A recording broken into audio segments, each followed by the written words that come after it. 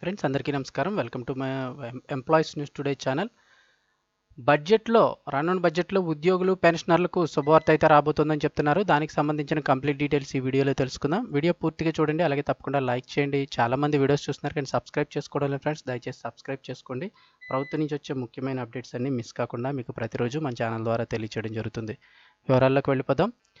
Budget 2024లో ఉద్యోగ పెన్షనర్లకు శుభవార్త అయితే రాబోతోందంటున్నారు. బడ్జెట్ 2024 తేదీ సమీపిస్తున్న కొద్దీ అనేక సిబ్బంది కమిటీలు, 8వ వేతన సంఘం ఏర్పాటు, కేంద్ర ఉద్యోగుల జీతం, అలవెన్స్లు, పెన్షన్తో సహా అనేక ప్రయోజనాలను సవరిస్తూ కేంద్ర ప్రభుత్వానికి అయితే సిఫార్సు చేస్తున్నాయి. ఈ క్రమంలో ప్రభుత్వం బడ్జెట్ 2024లో కీలక ప్రకటన చేయవచ్చని ఆర్థిక వర్గాలు అంటున్నాయి.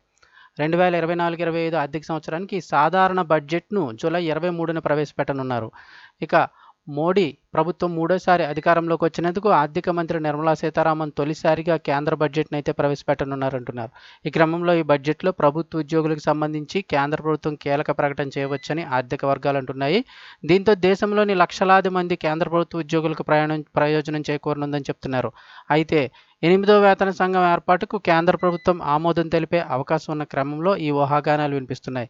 వీటిని అమలు చేయాలని పలు కమిటీలు కూడా డిమాండ్ చేస్తున్నాయి. ఇంచుమించుగా 1 కోటి మంది ఉద్యోగులకు లబ్ధి చేకూరబోతుందంటున్నారు. బడ్జెట్ 2024 తేదీ సమీపిస్తున్న కొద్దీ అనేక సిబ్బంది కమిటీలు 8వ వేతన సంఘం ఏర్పాటుకు, అలాగే కేంద్ర ప్రభుత్వ ఉద్యోగుల జీతం, అలవెన్స్లు, పెన్షన్తో సహా అనేక ప్రయోజనాలు సవరించాలని కేంద్ర ప్రభుత్వానికి సిఫారసు చేస్తున్నాయి.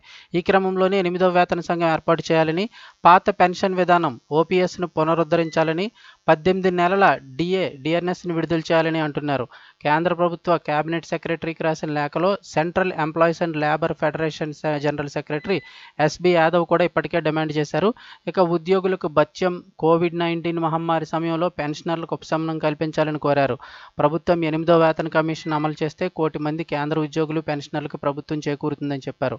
ఇప్పటికే 7వ వేతన సంఘం ప్రతి 10 సంవత్సరాలకు కేంద్ర ప్రభుత్వ ఉద్యోగుల జీతాలు, అలాగే భత్యాలు సహా అన్ని రకాల ప్రయోజనాలని సమీక్షిస్తుంది. ఈ క్రమంలో పే కమిషన్ అయితే ఏర్పాటు చేస్తుంది.